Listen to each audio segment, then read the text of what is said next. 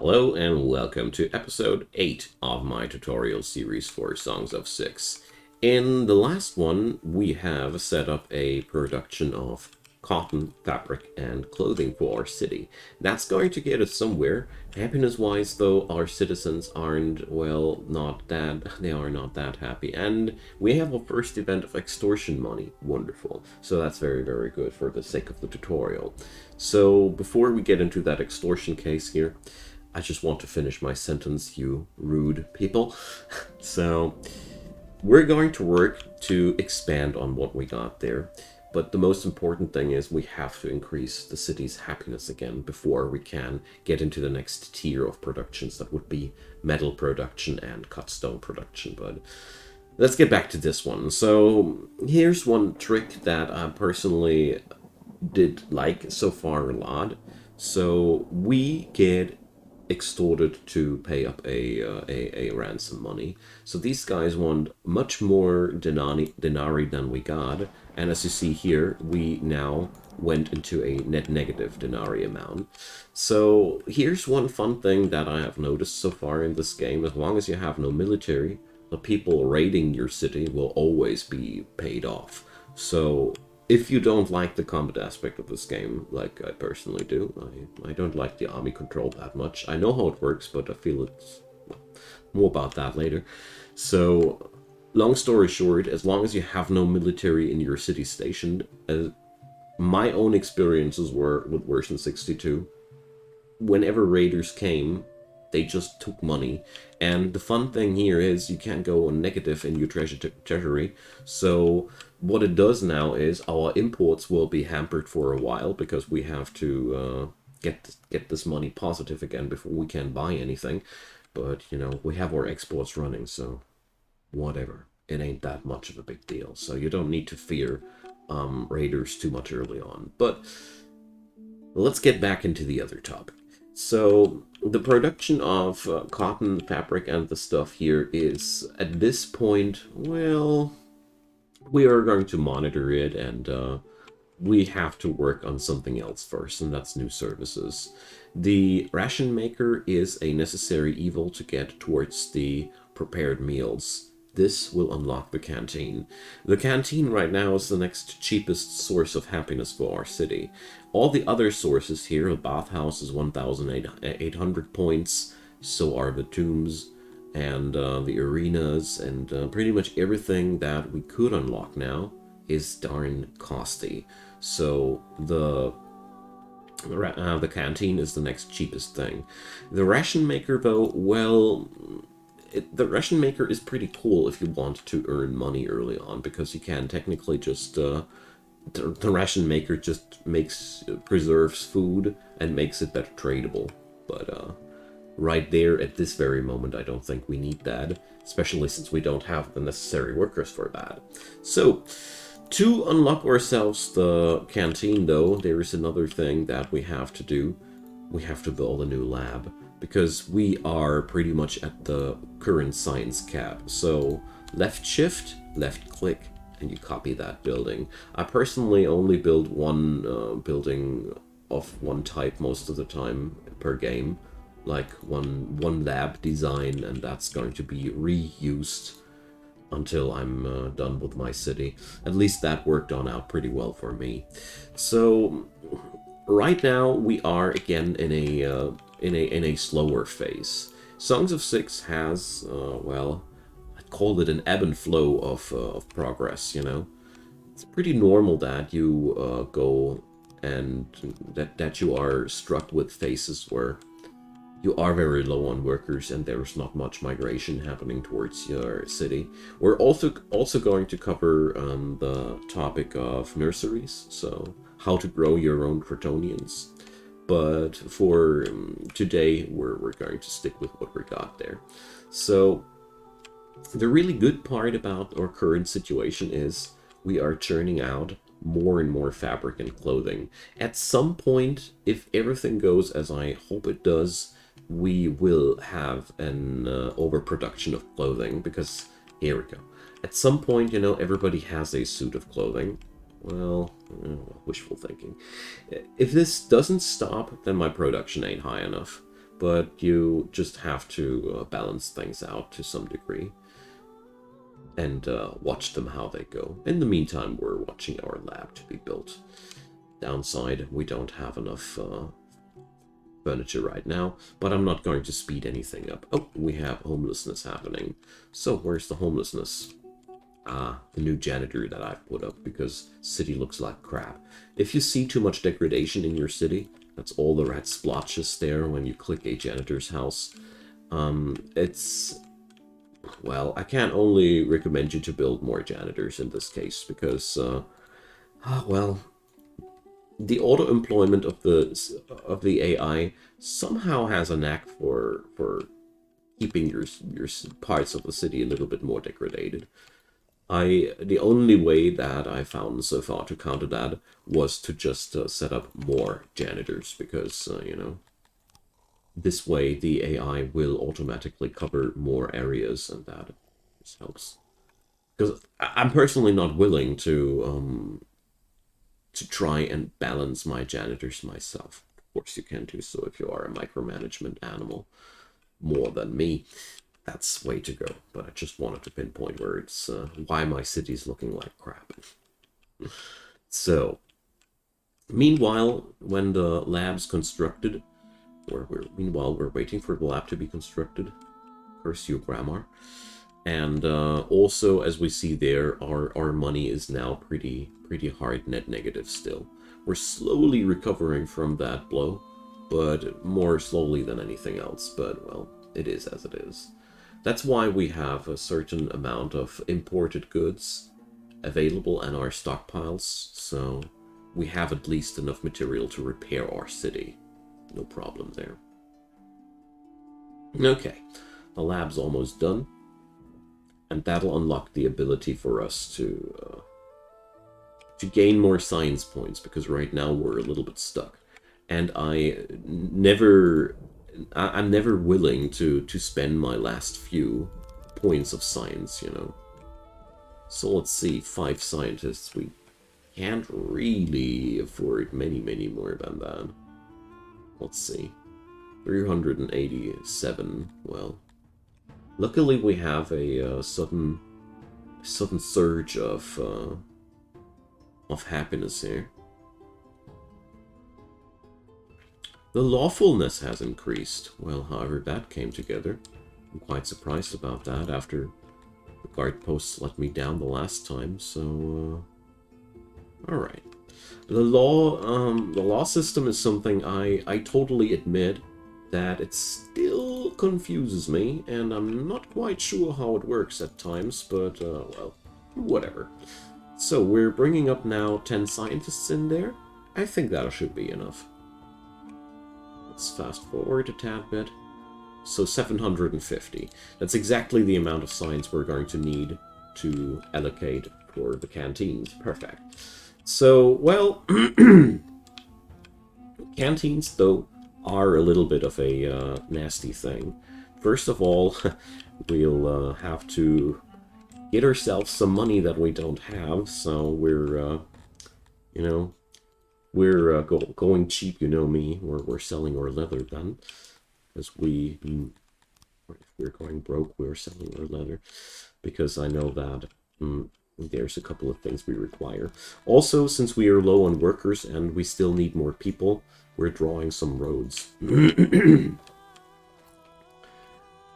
Because there's check on out your population. There's still not the need for roads satisfied or the needs for building, and therefore it's a cheap trick, but you can actually make your citizens happier by just building more roads. Same applies, of course, for buildings. They technically love buildings as well, but buildings do cost resources, so you can't spam that trick that easily. But here, for example, drawing some roads through your housing areas doesn't cost you anything but some work for your odd jobbers, and with some luck, it'll be enough to help yourself to a couple of people more. Because the thing here is, if I am not mistaken, the canteens... Let's see. they require new stuff. That's pottery. I knew it. So while we're net negative with money, we cannot buy any pottery, of course, but this problem will subside any moment. So we're going to wait until our people have built those roads. It's something that you constantly should work on in your city to try to find something to make your people happier without investing anything. Right now, the need for roads is even going down. Okay. We're building more roads and they feel like they have less roads. People nowadays. Typical. Jokes aside, these meters are fluctuating, and I think if I understood the game's logic correctly, the citizens of yours are constantly checking whether there's a road where they're walking or not, and therefore spamming roads where they are needed isn't as effective as putting roads down where they are needed. For example, for some weird reason, they want a road in here because they love walking past that tree. So we're just going to do that. No problem, my mates, no problem. But all in all, these tricks only go so and so far. But at the same time, since we need to do something while we're waiting for the money, it's okay.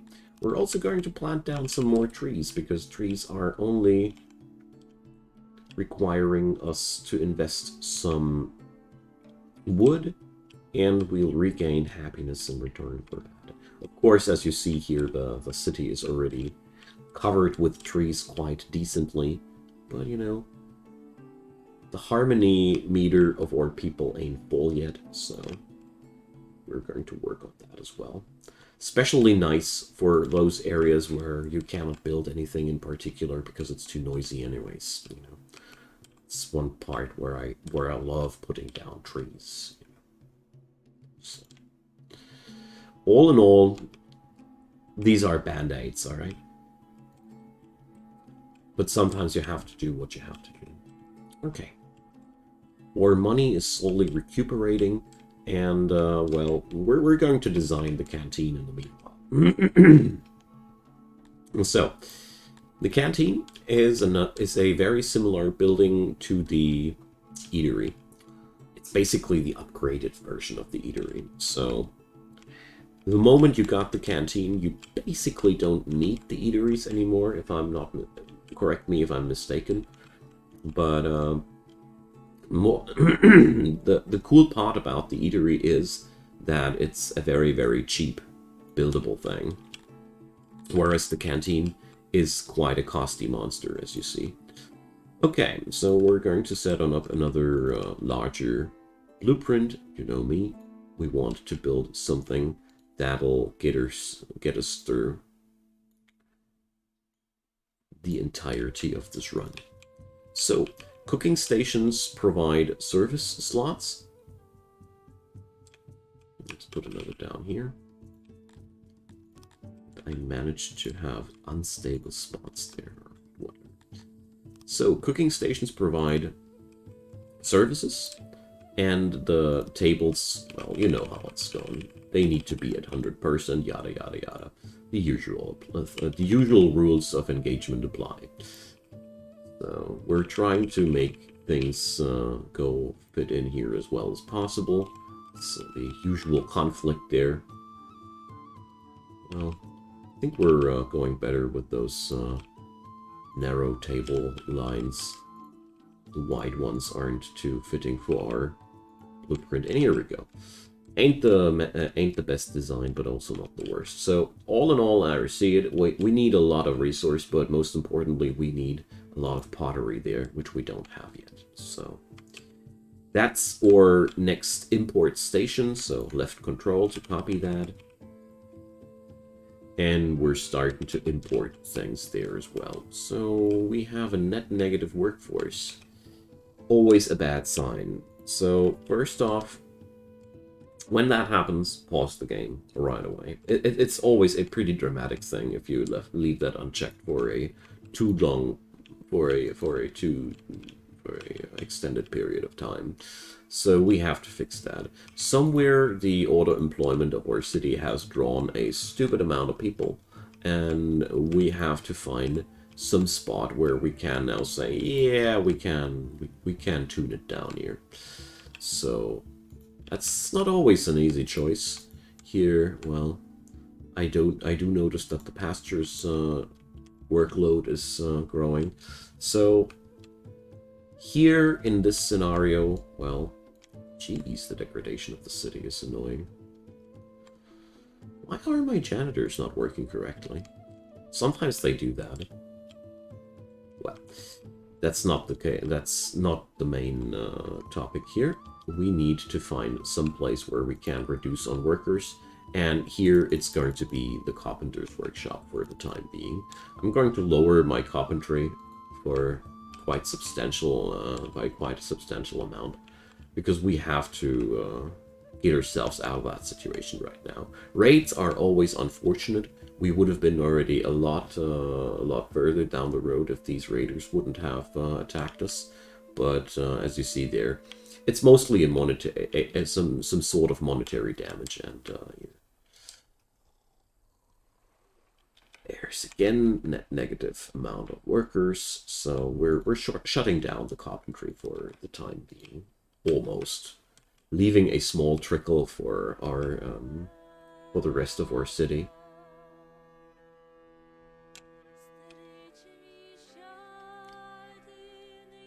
Alright. But as you see here, we have again a positive migrational pull. So we can pick up a couple of people again. Put again 5 people at least in there. And let's see. We have finished our import depot. Again, we have to allocate a couple of crates to the pottery. The pottery, where is it at? Here it goes. So 2 crates will be more than enough.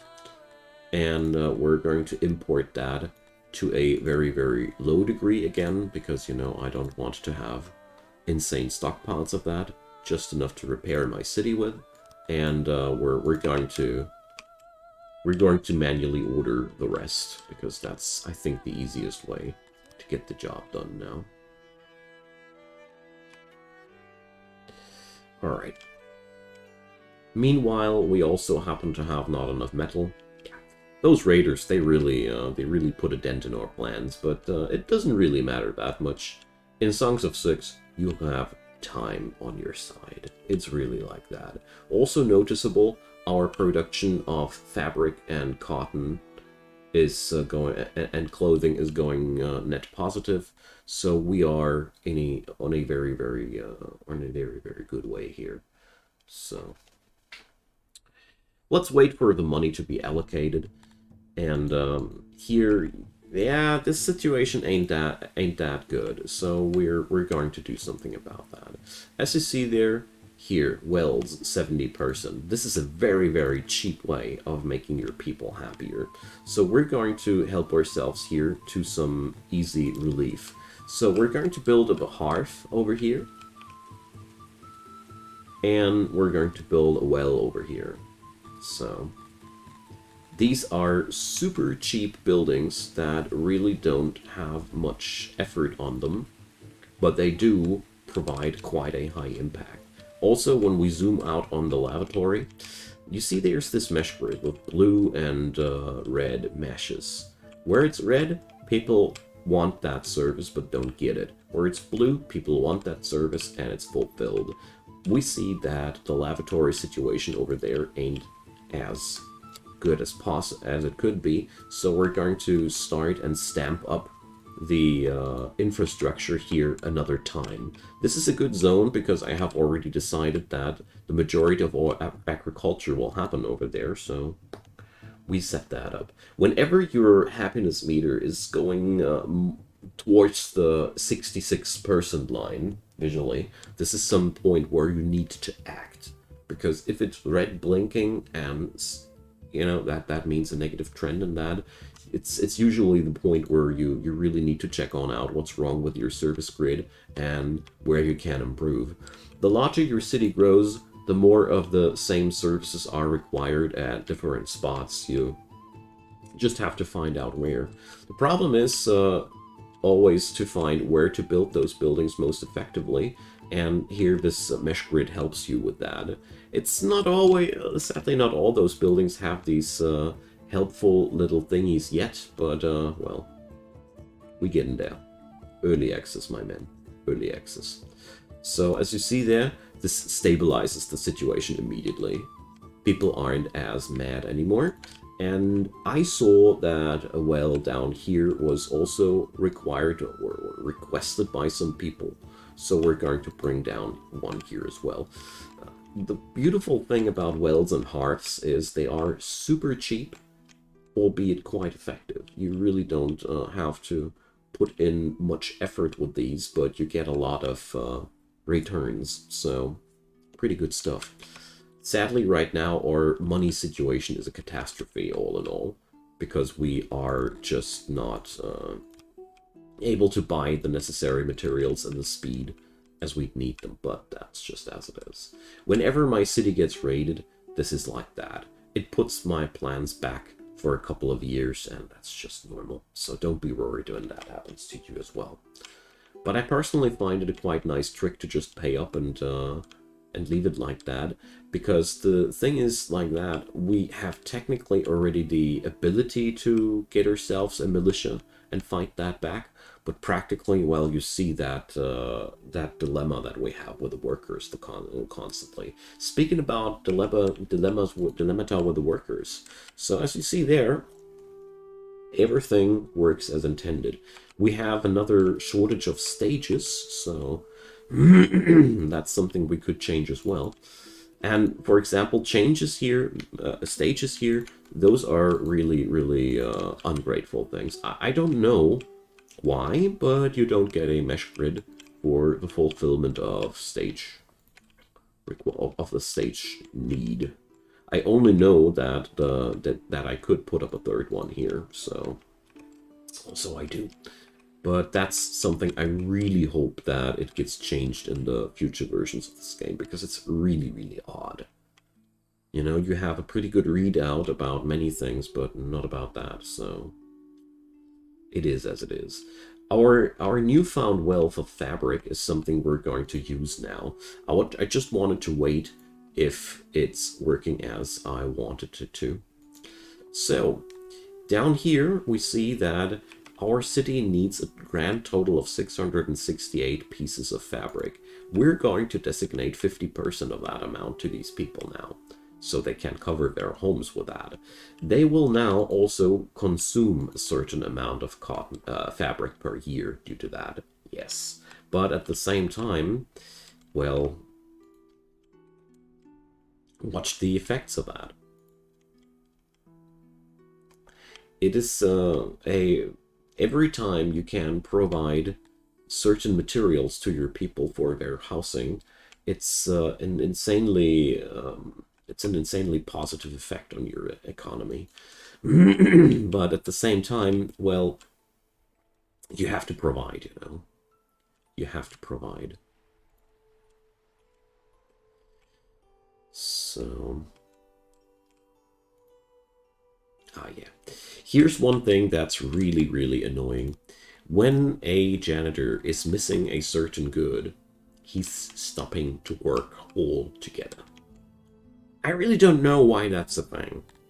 I hate it that it's a thing, but that's something well, maybe it's a wrong impression of mine, but whenever my janitors were missing a certain material, they were completely shutting down their services for some odd reason. Well, we're low on furniture right now, but that's just a situation that will pass. We can employ more carpenters now. That should help. And I'm also going to employ some more weavers so we have enough fabric for our city.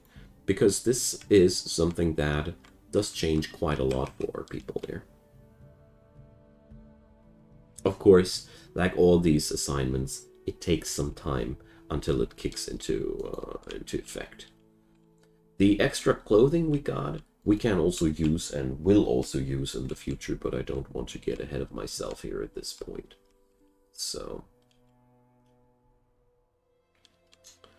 Right now, sadly, the canteen is taking much longer than I originally anticipated, but like I mentioned before, it is a really good moment for you to settle down and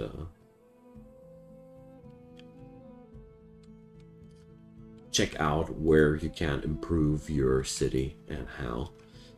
So let's see. The stage need is getting increased now because we have put up a stage down there as well. So that, as you see there, is immediately producing new migrational pull. Every little gesture that you invest into your city helps a lot. Sadly now there's really nothing we can do except for waiting. Because for one, we're waiting for the furniture to get produced over here for the lavatory, and the other thing is just the money and the delivery of the pottery for the canteen. These things we cannot change, except for we're pulling in more and more workers, so our rising hunger and all the other industries is quenched. So here, 40% degradation. It's so annoying. Like, and as you see there, we have all the materials to fix this place, but none of the janitors is doing its job because right now they're missing furniture. That's the thing in this game. It's something that that really annoys me since quite some time, but right now I'm leaving it as a B for the moment because the building does its job. And once the lavatory has been built, the janitors will receive their stuff too. And right now we're just waiting for that pottery to be received. Here we go. Sometimes you have those odd things happening, and that's where the early excessiness of the game shines through. But, you know, I think that's a pretty low amount of annoying things happening in this game, honestly. So what's really important is that we have to employ charcoalers now that our canteen is being finished. Another important thing, let's check it out. Oh yeah, we're almost there as well. So we're going to see a explosion of people coming to our town now. So this place has 20 cooks employed. Well, let's see if we really need that many. I somehow doubt it, but we'll see about that. One thing is really important about we're going to put that on auto employ later, but not now. The canteen, as you see here, red lines, red mesh everywhere. But what I'm really trying to point out is you see that that blue jacket line here. That's the pickup radius of your canteen. Inside this radius, there has to be a stockpile of the foods that should be provided at this place. So it has to have either a warehouse in here, inside that blue jacket line, or alternatively, you can also use haulers. You can also place down haulers in front of the canteen, and they will automatically dump the food in front of the workshop. So this way you can avoid building an entire warehouse just to deploy food for the canteen. If that doesn't make sense to you now, don't worry, I'm going to explain it later down the road. So we're going to set on up auto employ now, and the thing here is the first canteen. You see how huge that meter is? It's insanely popular. It's insanely popular. And at the same time, we're also going to set up a lavatory here. So all in all, we'll have a migrational pull now, like you always wanted it to be. That's really important because if you don't put up these things, your city will not thrive. Another thing that's really worth and really important to mention, the canteen needs coal. It's not working with any other fuel. You need coal. So that's why I immediately re-employed the charcoalers at this place, because I knew that now we're going to have a huge consumption of that stuff. But all in all, well, let's bring some more people in. Now a really wonderful time for our city begins, because not only do we have another place where our people can poop at, We also have the real places to be to eat at. These services, they always make a huge difference. So let's fast forward for a second here. Now they hate the immigration. Yeah. We got it. But as you see here, the more this meter grows, the happier everybody grows. And the lavatory meter is growing up again as well. We can as well zoom on out, because I bet in the long run we'll require another lavatory down here too, but not today. Always keep in mind, as many service buildings as necessary, but as few as possible. You know, you really want to build only as many as you need. Don't overdo it. You don't really gain anything by that. Technically, I'm a big fan of saying everything that runs below 70% requires a bump up, and everything that's 70% or 80% plus is in an okay spot, and we don't need to do that more there. So there's one thing that I don't understand yet, and that would be amazing if somebody could help me out there. I have really no clue if at the eating services place people want the eateries and the canteens, or if they are okay with any of those, you know. I personally think it is canteens totally replace eateries, but I really have a hard time figuring this out. Maybe somebody knows. Anyways, end of the episode for today. We have set up our canteen, and I'm really happy you guys were here. Drop me a comment down below, questions, or maybe you have some answers for me. A thumbs up would be wildly appreciated as well, and of course consider subscribing. There is daily content coming up from my side, and if you like that one, chances are you'll like the rest as well. Next episode, we're going to expand the city even further, because now we have workforce, and now we can do wonderful things again. So, catch you guys next time. The playlist link is in the description box, and so are the support links. I'd be really happy if you'd give them a look. Catch you guys next time. Bye-bye.